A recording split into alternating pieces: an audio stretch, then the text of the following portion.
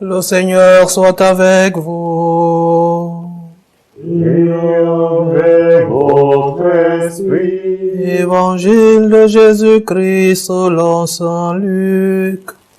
Gloire à toi, Seigneur. En ce temps-là, on venait de crucifier Jésus et le peuple restait là à observer. Les chefs tournaient Jésus en dérision et disaient « Il en a sauvé d'autres, qu'il se sauve lui-même, s'il est le Messie de Dieu, l'élu. » Les soldats aussi se moquaient de lui. S'approchant, ils lui présentaient de la boisson vinaigrée en disant « Si tu es le roi des Juifs, sauve-toi toi-même. » Il y avait aussi une inscription au-dessus de lui, « Celui-ci est le roi des Juifs. » L'un des malfaiteurs suspendus en croix l'injuriait. « N'es-tu pas le Christ? Sauve-toi toi-même et nous aussi. » Mais l'autre lui fit de vifs reproches. « Tu ne crains donc pas Dieu? Tu es pourtant un condamné toi aussi. Et puis pour nous, c'est juste, mais après ce que nous avons fait, nous avons ce que nous méritons. » Mais lui, il n'a rien fait de mal. Et il disait, « Jésus, souviens-toi de moi quand tu viendras dans ton royaume. » Jésus lui déclara, « Amen, je te le dis, aujourd'hui avec moi tu seras dans le paradis. » Acclamons la parole de Dieu. Louange à toi, Seigneur Jésus. Quel évangile si savamment choisi par l'Église en ce jour où nous célébrons la solennité du Christ roi de l'univers. Un évangile plein de mots, plein de champs lexicales de la royauté, du royaume, du roi lui-même. Un évangile qui nous fait comprendre que le Christ est au-dessus de tout l'univers. Vive Christ roi, comme le criaient, et je ne peux ne pas penser à eux, ces martyrs du Mexique, pendant les persécutions, vive Christ roi, à cet enfant qui a été cruellement égorgé et aujourd'hui canonisé comme saint. Vive Christ roi. Ces martyrs de la guerre civile espagnole menée par les communistes socialistes en 1936, qui criaient « Vive Christ roi », qui n'avaient que, du moins, cette parole dans leurs lèvres avant d'être tués, avant d'être égorgés, avant d'être jetés dans des précipices. Vive Christ roi. Nous aussi, nous vivons un monde encore malheureusement, un monde de persécution des chrétiens qui ne veulent que vivre leur foi chrétienne et ne demandent rien à d'autres personnes. Vive Christ roi, je pense aussi à ces chrétiens persécutés en Afrique centrale, au Nigeria, par des musulmans. Certains diront des musulmans radicaux, oui, mais des musulmans. Et qui, peut-être pas par ces mêmes mots, crient « Vive Christ roi », mais aussi « Pardonne le Seigneur » parce qu'ils ne savent pas ce qu'ils font. L'annonciation, la proclamation de la royauté du Christ va avec le pardon.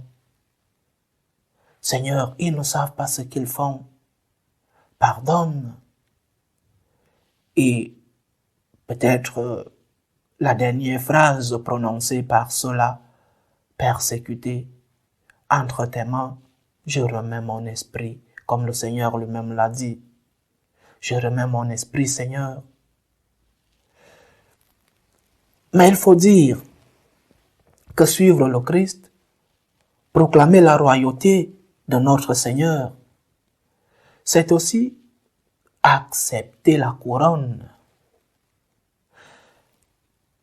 Il est très beau de voir les images de ce Christ couronné au ciel avec une très belle couronne et nous tous, nous disons « Waouh, quelle belle couronne !» Mais la première couronne qu'a eu le Christ a été la couronne d'épines, la couronne de la souffrance.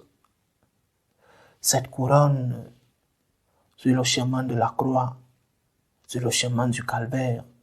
Alors proclamer que le Christ est roi, c'est aussi accepter cette couronne-là, ne pas seulement accepter ce beau Christ sur nos images en ce dimanche, accepter aussi la couronne des épines, accepter la persécution parfois quotidienne, accepter nos différentes croix quotidiennes.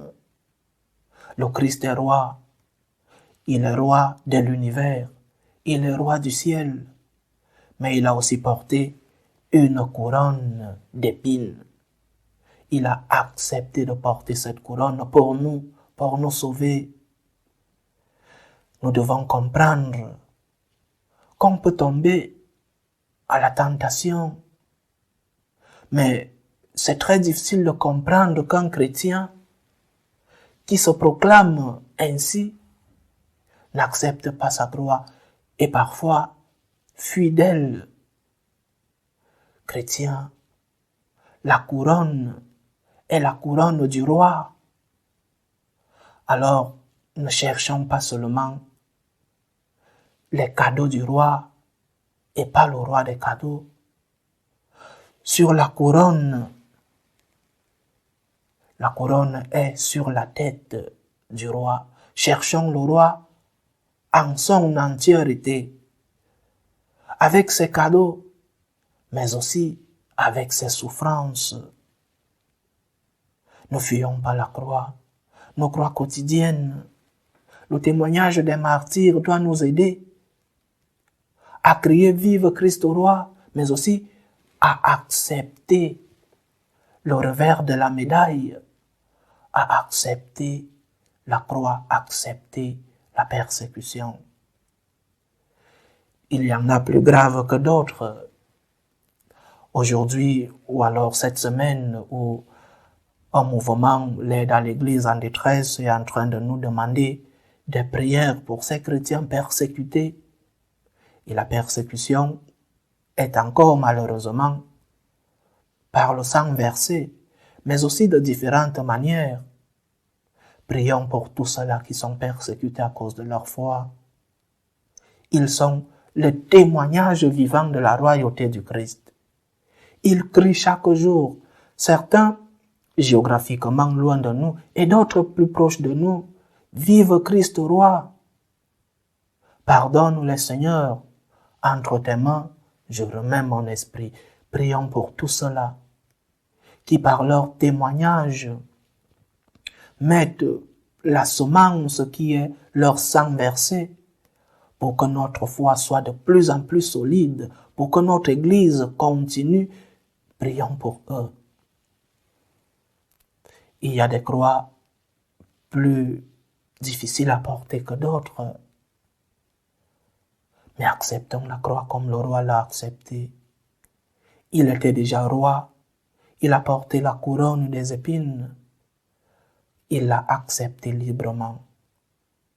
Parce qu'après la croix, il y a la résurrection. Toi qui portes la croix d'un enfant qui est décédé. Toi qui portes la croix de l'éducation de tes enfants. Toi qui portes la croix d'une maladie. Accepte la croix de la persécution. Accepte-la. Toi qui portes la croix de la vieillesse, qui est parfois aussi difficile à porter. Souviens-toi qu'un jour tu as été jeune et que tu as joui de la force de la jeunesse. Toi qui es malade, souviens-toi qu'un jour tu as été en bonne santé. Toi qui es en difficulté économique, souviens-toi qu'un jour tu as eu un portefeuille plus ou moins garni. Acceptons nos croix pour le Seigneur, pour le roi. Ce roi lui-même qui nous a montré le premier exemple, il n'a pas fui la croix, il aurait pu, il a été averti avant. Mais il a dit, je vais mettre à plénitude ce dont je suis venu faire. Je veux accepter en obéissance à mon Père. Je vais aller jusqu'au bout de cette responsabilité, de cette mission. Nous avons nos croix quotidiennes. Ne fuyons pas nos croix. Et après, l'Évangile nous parle de la scène ou alors de la réponse que le Seigneur donne au bon larron. Un défenseur du Seigneur, ça aurait pu être Saint Pierre, qui aurait pu dire, « Hey, attention, tu es en train de parler là à mon maître, tu es en train de parler à Dieu lui-même. » Mais celui qui a défendu le Seigneur, dans cette épreuve si difficile, un larron, un voleur, et peut-être un assassin, un meurtrier. Et le Seigneur lui promet le ciel. Le Seigneur lui promet le paradis. Alors, nous aussi, malgré nos fragilités, malgré nos péchés, nous pouvons défendre le Seigneur. Nous pouvons dire au Seigneur, tu es le roi, tu es Dieu. Je crois en ta divinité. Oui, je suis un pécheur. Oui, je tombe. Mais Seigneur, donne-moi la grâce de me relever parce que tu es Dieu, parce que tu as ce pouvoir. Seigneur, accorde-moi la grâce de me relever, mais je sais que tu es Dieu. Je sais que tu es le roi de l'univers, celui-là qui peut me donner la force de me relever, celui-là qui peut me soutenir, celui-là qui vient me consoler dans ma maladie, celui-là qui vient m'aider à porter la croix quotidienne. Tu es roi, Seigneur. Et le Seigneur nous dira, cette nuit même tu seras avec moi au paradis. Cette nuit même, je vais te consoler. Ma main est avec toi. Je ne t'oublierai jamais parce que tu m'as défendu devant les hommes. Parce que tu as proclamé, tu as professé la divinité. Alors, je te donne comme cadeau le paradis, le ciel.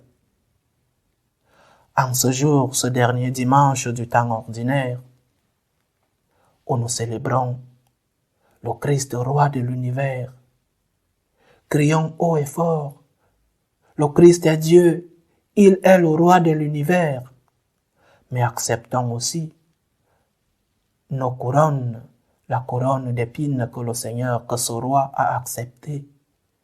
Acceptons nos croix et demandons du Seigneur, je suis fragile, je suis faible, mais malgré cette faiblesse, je proclame ta royauté, je proclame ta divinité. Loué soit Jésus-Christ. Amen.